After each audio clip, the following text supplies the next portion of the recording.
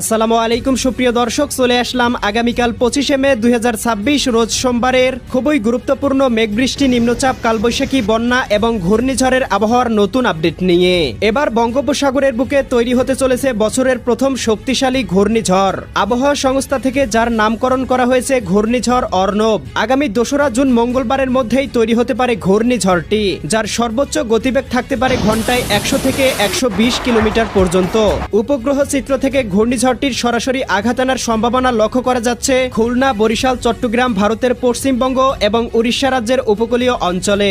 লন্ড ভন্ড হতে পারে দুই বাংলার একাধিক জেলা। ইতিমধ্যেই আবহাওয়া অধিদপ্তর থেকে জানানো হয়েছে বিশেষ সতর্কবার্তা। এদিকে সারা দেশে অব্যাহত রয়েছে তীব্র ভ্যাপসা গরম এবং দেশের উত্তরবঙ্গে সক্রিয় হয়েছে নতুন বৃষ্টিবলয়, চলতে পারে ঈদের দিন পর্যন্ত।